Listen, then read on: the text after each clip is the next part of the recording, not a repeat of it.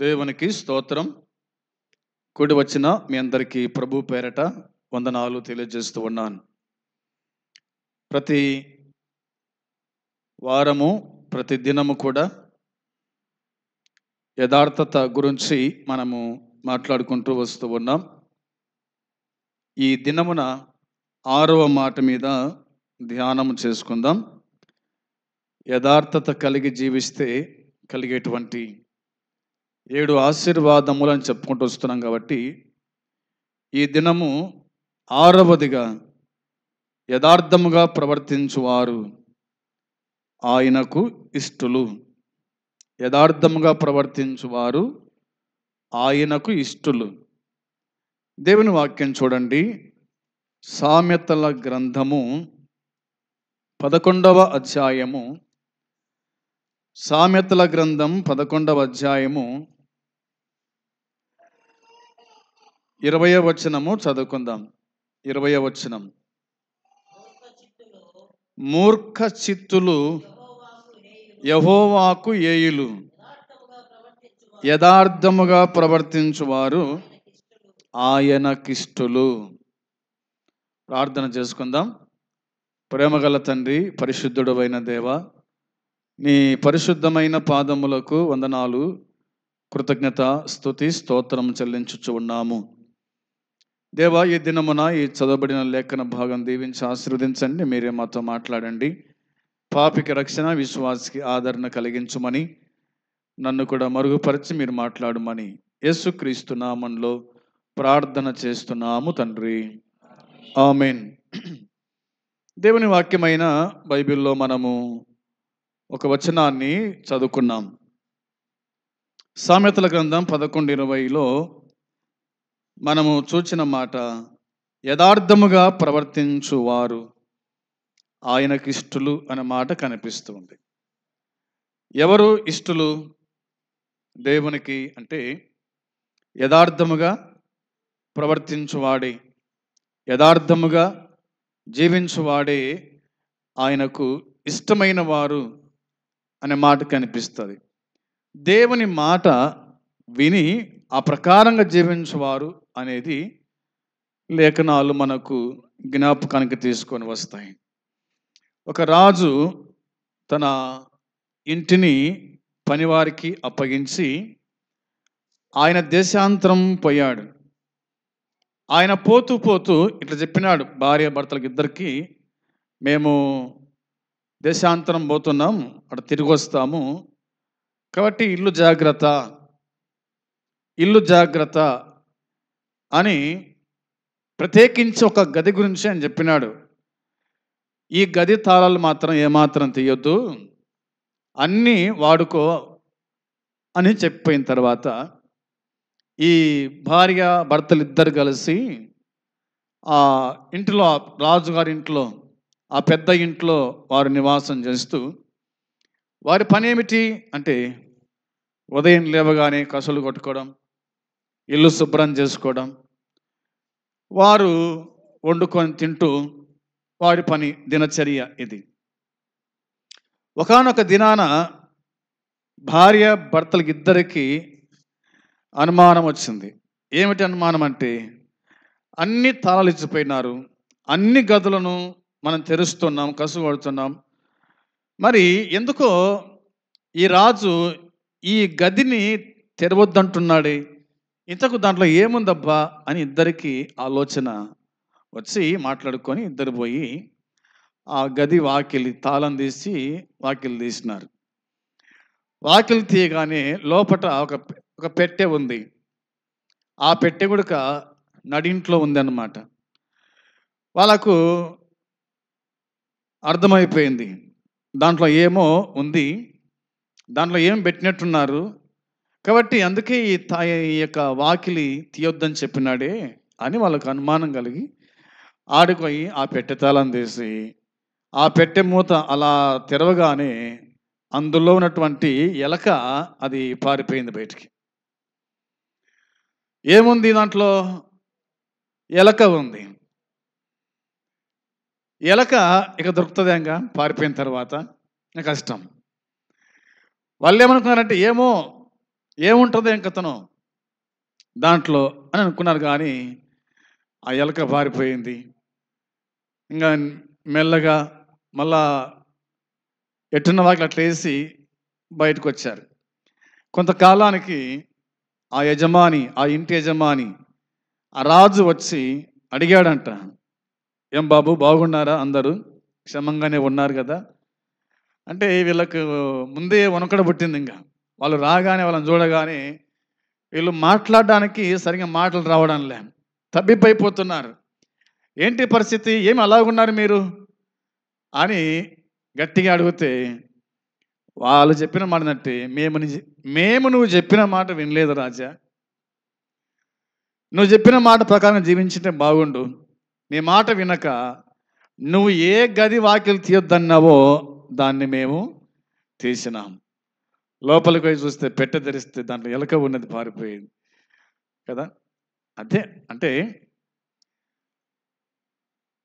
వారిలో ఏమీ లేదు, వారిలో యథార్థత లేదు.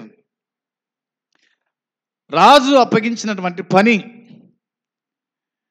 వారు నిర్లక్ష్యము చేశారు.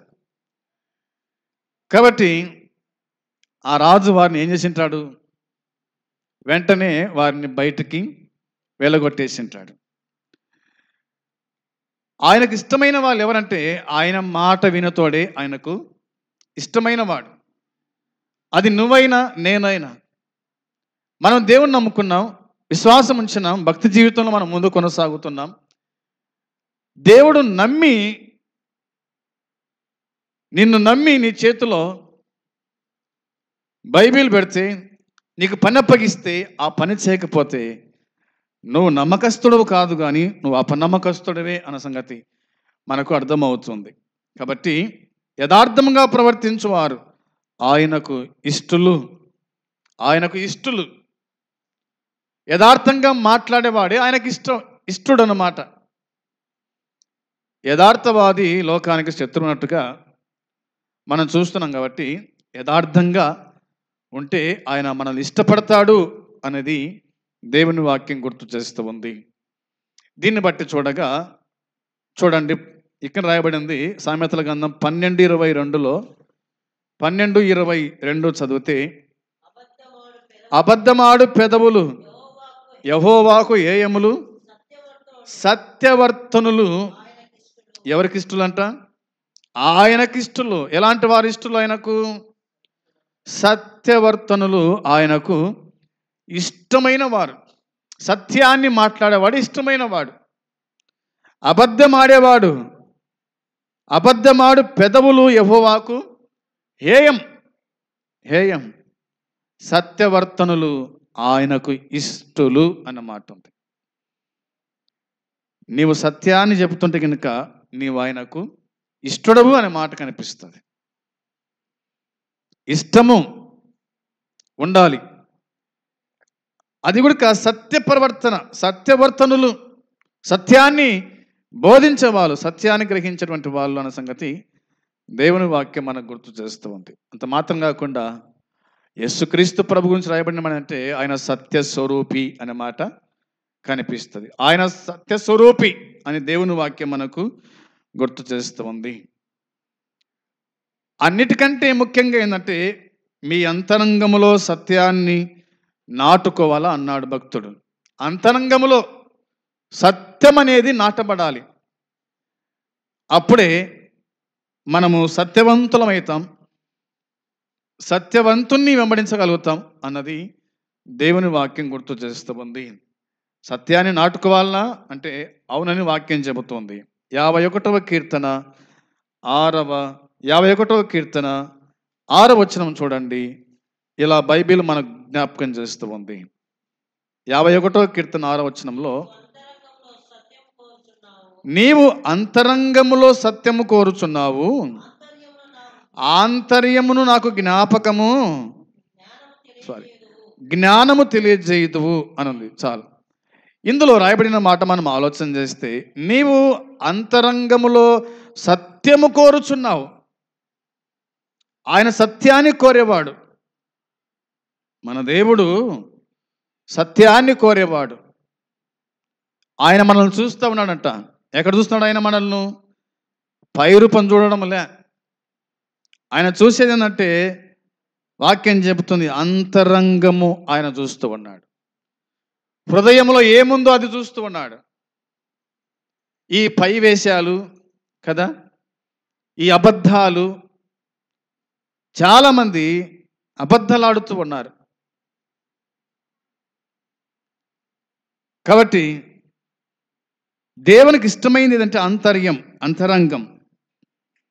అంతరంగము అనేది మనము ఇందులో చదువుతూ ఉన్నాం.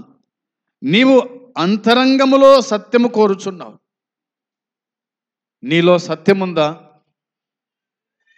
నీలో సత్యముందా? సత్యమట కనుక దేవుడు దాన్ని కోరుతున్నాడు, ఇష్టపడుతున్నాడు అన్నది దేవుని వాక్యం గుర్తు చేస్తుంది. అంత మాత్రం కాకుండా హృదయపూర్వకంగా సత్యాన్ని పలకండి అన్న మాట ఉంది. హృదయపూర్వకంగా, ఇష్టపూర్వకంగా సత్యం పలకండి అన్న మాట ఉంది. మనము సత్యమే పలకాల, అబద్ధం పలకకూడదు. సత్య సంబంధి అయిన ప్రతివాడు నా మాట వినును అని వాక్యం చెబుతుంది. సత్యము పలికేవాడే ఆయనకి ఇష్టమైన వాడు. సత్యమును ప్రేమించువాడే ఆయనకి ఇష్టమైన వాడు. సత్యమే పలకండి, అబద్ధము పలకకూడదని ఈ వచనము మనకు గుర్తు చేస్తూ ఉంది. ఇక మనం బైబిల్ చూస్తే కనుక ఇలాగుంది. 15వ కీర్తనలో ఇలా రాయబడింది చూడండి. 15వ కీర్తన 2వ వచనం, 15 2వ వచనంలో, యథార్థమైన ప్రవర్తన కలిగి నీతిని అనుసరించుచు హృదయపూర్వకముగా నిజము పలుకువాడే అనే మాట ఉంది. ఈ మాట మనం గ్రహించు వారమై ఉండాలి. యెహోవా నీ గుడారములో అతిథిగా ఉండదగిన వాడెవడు అన్నాడు మొదటి వచనములో. నీ గుడారములో అతిథిగా ఉండదగిన వాడు ఎవడు? నీ పరిశుద్ధ పర్వతం మీద నివసింపదగిన వాడు ఎవడు అంటే, ఎవడంట? యథార్థమైన ప్రవర్తన కలిగి, ఒకటి యథార్థమైన ప్రవర్తన కలిగి, రెండవది నీతిని అనుసరించుచు, మూడవది హృదయపూర్వకముగా నిజము పలుకువాడే. నిజము పలుకువాడే, హృదయపూర్వకంగా నిజం పలుకువాడే దేవుని ఇంటిలో అతిథిగా ఉండదగిన వాడు. ఇది దేవుని ఇండ్లు, ఇది దేవుని ఇండ్లు, మనమే ఆయన ఇండ్లు. నీ హృదయమే దేవుని ఆలయం అని వాక్యం చెప్తున్నట్టుగా, నీ గుడారములో అతిథిగా ఉండదగిన వాడెవడు అనే మాట కనిపిస్తుంది.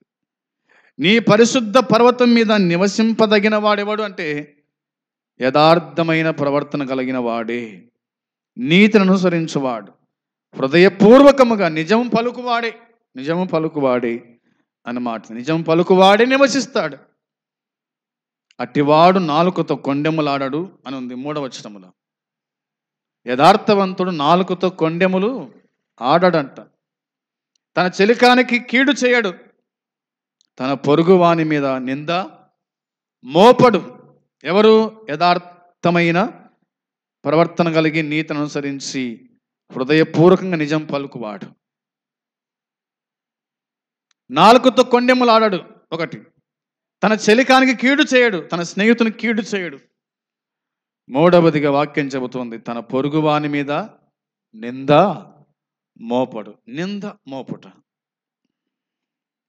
ఈనాడు కీడు చేస్తున్నారు, నాలుకతో కొండెములాడుతున్నారు, నాలుకతో మాట్లాడరాని మాటలు మాట్లాడుతూ ఉన్నారు, కీడు చేస్తూ ఉన్నారు, అబద్ధాలాడుతూ ఉన్నారు, మోసం చేస్తూ ఉన్నారు. మన జీవితాల్లో ఏమీ లేదంటే యథార్థత లేదు. అన్ని అబద్ధాలు చెప్తూ సంపాదించుకుంటున్నాం. దేవుని వాక్యం చెప్తున్నట్టుగా, హృదయం నిండిన దాన్ని బట్టి నోరు మాట్లాడుతున్నట్టుగా ఎలా జీవిస్తున్నామో ఒకసారి మనము ఆలోచన చేయాలి. బైబిల్లో మనం జ్ఞాపకం చేసుకుంటే ఇలాగా దేవుని వాక్యం గుర్తు చేస్తుంది. రండి 16వ అధ్యాయం 3వ వచనం చూడండి ఒకసారి. 16వ కీర్తన 3వ చరణములో, నేను ఇలాగందును, భూమి మీదనున్న భక్తులే శ్రేష్ఠులు, వారు నాకు కేవలము ఇష్టలు అనే మాట ఉంది. ఎవరు ఆయనకు శ్రేష్ఠులు? ఎవరైనా ఇష్టలు అంటే వాక్యం చెబుతుంది భూమి మీదనున్న భక్తులే. భూమి మీద భక్తులు ఉన్నారు. వారితో పాటు ఎవరున్నారు? భక్తులతో పాటు ఎవరున్నారు? భక్తిహీనులు కూడా ఉన్నారు. భక్తులు ఉన్నారు ఈ భూమి మీద, భక్తిహీనులు ఉన్నారు భూమి మీద. ఈ రెండు జాతుల వారు ఉన్నారు. అయితే వాక్యం చెబుతుంది భూమి మీదనున్న భక్తులే శ్రేష్ఠులు అనే మాట ఉంది. శ్రేష్ఠులు. నువ్వు భక్తి గలవాడవా? నువ్వు భక్తి గల దానవా? అయితే నువ్వు శ్రేష్టమైన వాడవు అన్నది దేవుని వాక్యం గుర్తు చేస్తుంది. అంత మాత్రం కాకుండా వారు నాకు కేవలము ఇష్టలు. వీళ్ళే నాకు ఇష్టమైన వాళ్ళు. వీరే నాకు ఇష్టమైన వాళ్ళు. ఎవరు?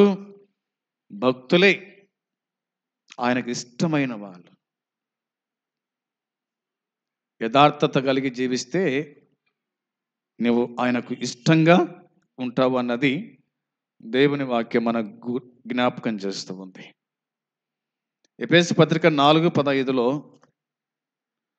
ఎఫెసీ పత్రిక 4వ అధ్యాయము 15వ వచనము మనం చూడగా దేవుని వాక్యము మనకి ఇలాగ తెలియజేస్తుంది. 4:15 చూడండి.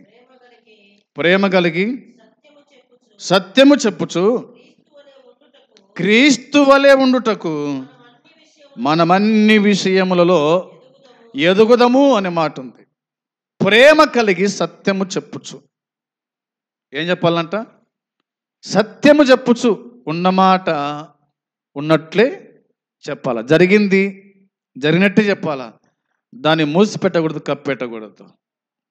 అదే పౌలు అన్నాడు ఇక్కడ, ప్రేమ కలిగి సత్యము చెప్పుచు క్రీస్తు వలె ఉండుటకు మనం అన్ని విషయములలో ఎదిగేవారుగా ఉండాలని వాక్యం చెబుతూ ఉంది.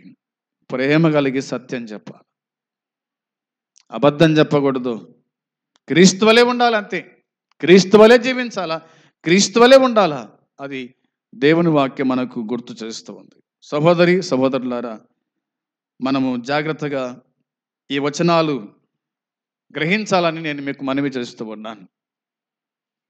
భూమి మీద ఉన్న భక్తులే శ్రేష్ఠులు అని వాక్యం చెబుతున్న మాట ప్రకారంగా మనము ఆలోచన చేస్తే బైబిల్లో ఇంకా ఇలా దేవుని వాక్యం చెబుతుంది. నిర్గమాకాండం 19:5-6 వచనాల్లో కూడా మనం ఆలోచన చేస్తే బైబిల్లో ఇలా రాయబడింది చూడండి.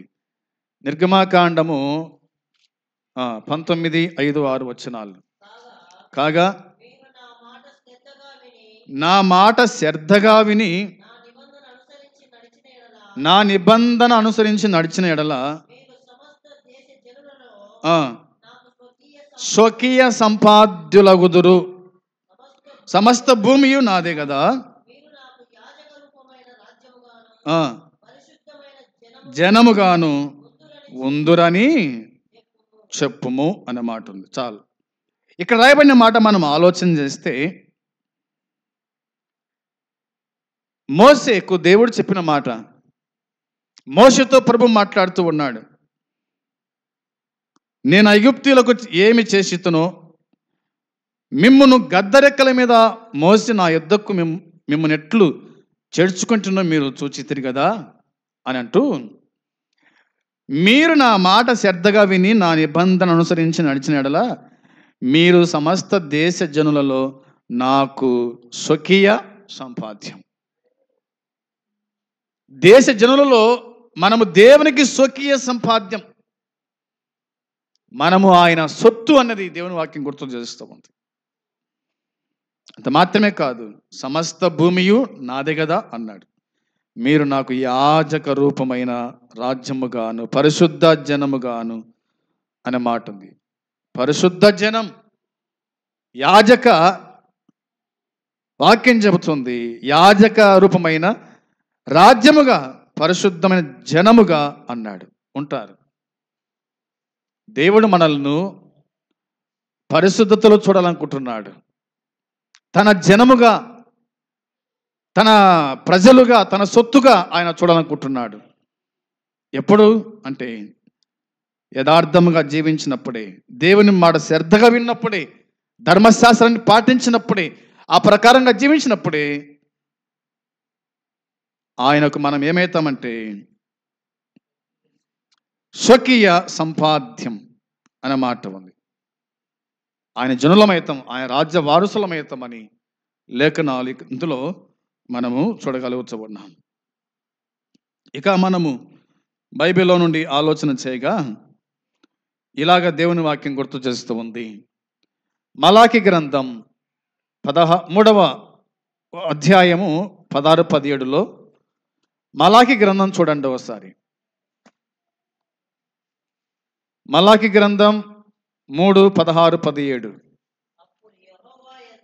అప్పుడు యెహోవా యందు భయభక్తులు గలవారు ఒకరితో ఒకరు మాట్లాడుకొనుచుండగా యెహోవా చెవియొగ్గి ఆలకించెను. మరియు యెహోవా యందు భయభక్తులు కలిగి జ్ఞాపకార్థముగా వ్రాయబడెను. చాలు. దేవుని వాక్యం చెబుతుంది. మలాకి గ్రంథం 3వ అధ్యాయము 16-17 మనము చూడగా దేవుని వాక్యం చెబుతున్న మాట మనం చదువుకున్నాం. ఇందులో మనకు 2 విషయాలు అర్థమవుతున్నాయి. ఏమిటంటే యెహోవా యందు భయభక్తులు గల వారు ఒకరితో ఒకరు మాట్లాడుకొనుచుండగా యెహోవా చెవియొగ్గి ఆలకించను. మనం మాట్లాడుకుంటుండగా యెహోవా చెవియొగ్గి ఆలకించుతూ ఉన్నాడు, చెవియొగ్గి ఆలకిస్తున్నాడు అనేది ఒకటి. ఇక యెహోవా చెవియొగ్గి ఆలకించును, మరియు యెహోవా యందు భయభక్తులు కలిగి ఆయన నామమును స్మరించుచు ఉండు వారికి జ్ఞాపకార్థకముగా ఒక గ్రంథం ఆయన సముఖమందు ఉందంట. ఒక గ్రంథం ఉందంట. ఆయన సముఖములో గ్రంథం అనే మాట ఉంది. 17వ వచనం చూడగా నేను నియమింపబోవు దినము రాగా వారు నా వారై నా స్వకీయ సంపాద్యమై ఉందురు, కనికరించునట్లు కనికరింతునని దేవుడు సెలవిచ్చాడంట. ఏమి సెలవిచ్చాడు ఆయన? వారు నా వారై అన్నమాట ఉంది. వారు నా వారై నా స్వకీయ సంపాద్యమై ఉందురు అనే మాట. వారు నా వారై అన్నాడు. ఇశ్రాయేలీలు దేవుని వారు, యేసుక్రీస్తు రక్తము చేత కడగబడిన మనము కూడా ఆయన వాళ్ళమే. నా వారు అన్నాడు. ఇదిగో వీళ్ళు నా వాళ్ళు అని మనం చెప్తామే. మన బంధువుల గురించి, స్నేహితుల గురించి చెప్తాం కదా మనం, వీళ్ళు నా వారు, నాకు సంబంధించిన వాళ్ళు వీళ్ళంతా కూడా అని. ఆ విధంగా ప్రభు అంటున్నాడు, వీరు నా వారు. నేను నియమింపబో దినము రాగా వారు నా వారై నా స్వకీయ సంపాద్యమై ఉందురు.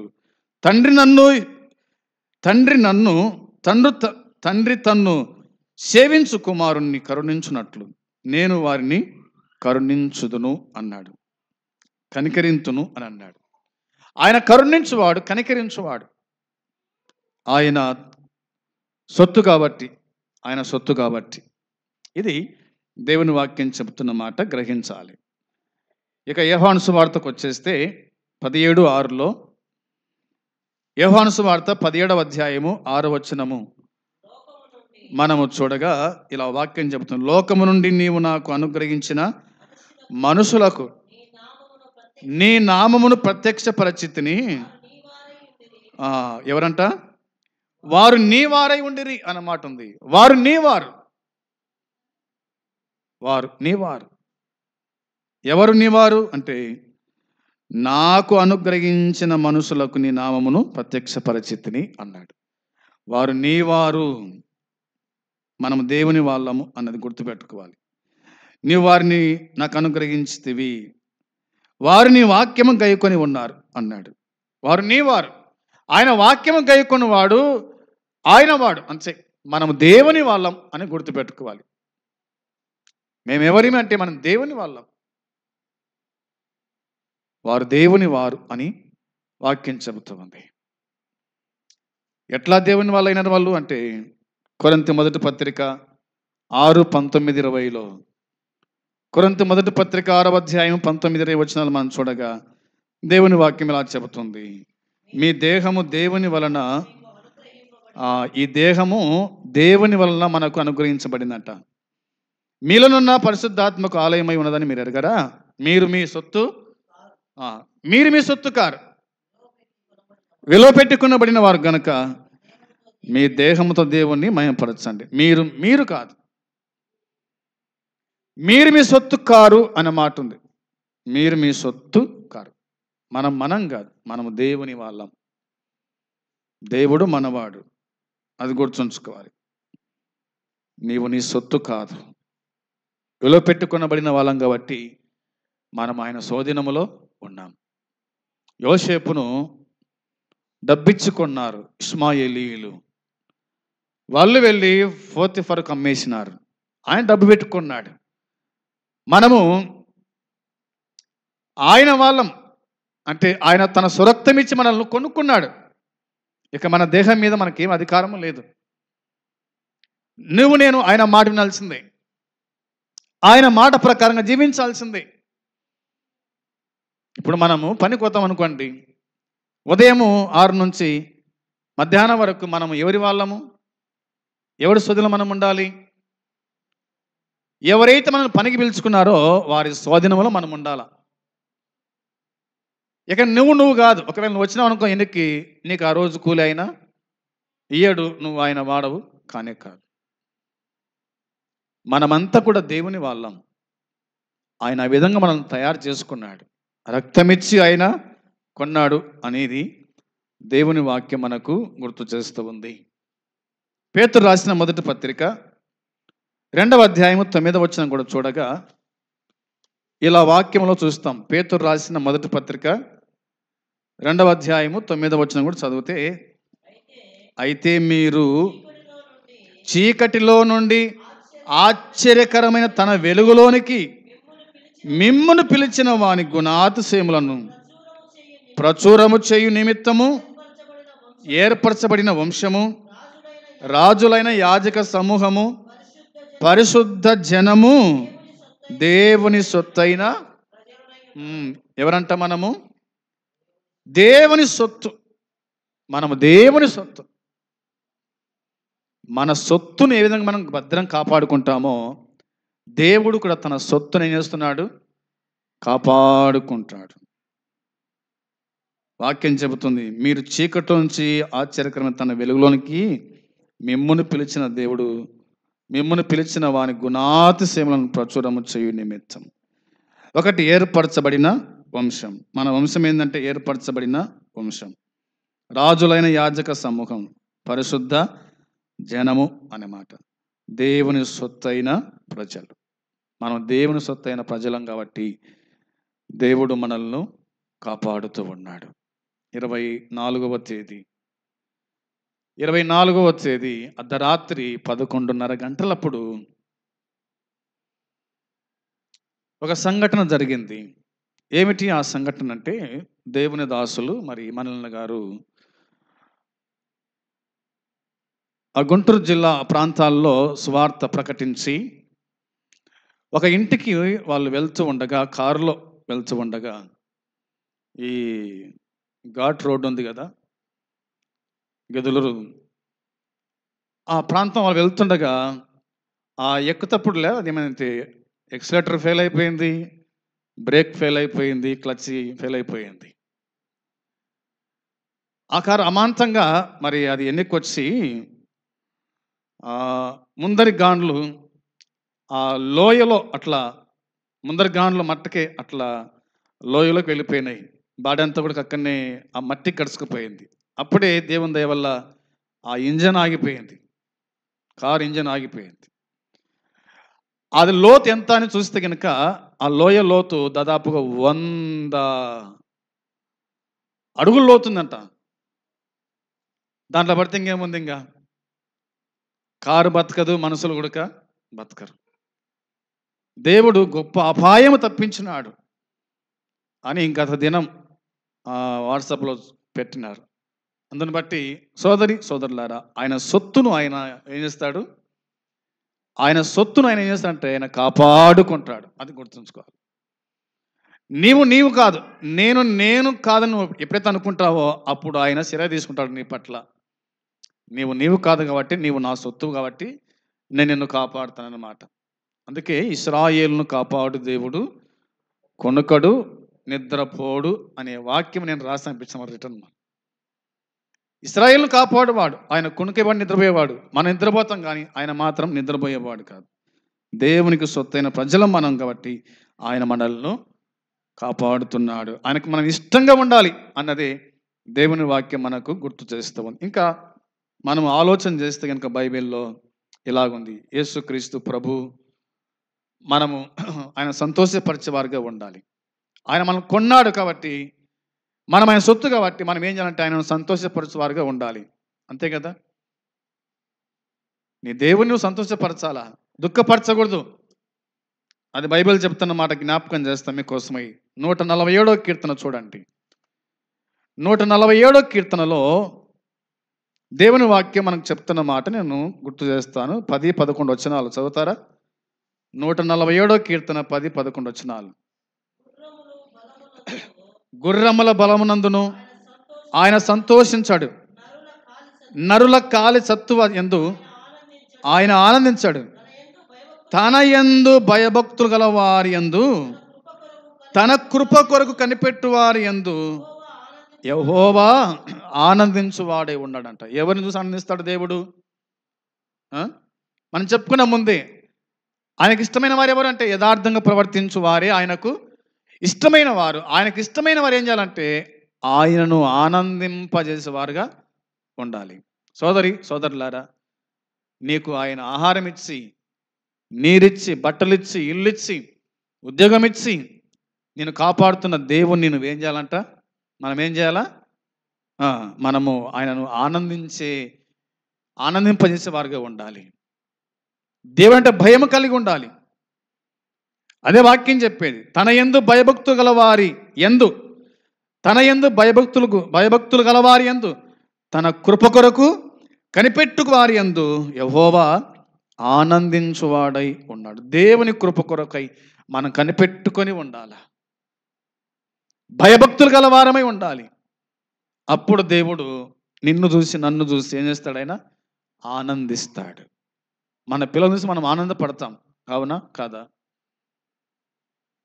వారిని చూడగానే ఆనందం, సంతోషం కలుగుతూ ఉంది. వారికి ఏమైనా మనం పెట్టగలుగుతాం, ఇవ్వగలుగుతాం. అదే దేవుడు కోరుతున్నాడు. తన కృప కొరకు కనిపెట్టు వారి యందు యెహోవా ఆనందించువాడై ఉన్నాడు. ఆయన ఆనందించాలంటే మనం ఏం చేయాలా? ఆయన కృప కొరకు మనం కనిపెట్టుకొని ఉండాలా, భయభక్తులు కలిగి జీవించాలా అన్నది దేవుని వాక్యం చెబుతుంది. రండి 149 4వ వచనం చూడండి. 149వ కీర్తన 4వ చరణములో యెహోవా తన ప్రజల యందు ప్రీతి గలవాడు, ఆయన దీనులను రక్షణతో అలంకరించును అన్న మాట ఉంది. యెహోవా తన ప్రజల యందు ప్రీతి గలవాడు, ప్రేమ గలవాడు. ఆయన తన ప్రజలంటే ఆయనకు ప్రేమ, మనమంటే ఆయనకు ప్రేమ.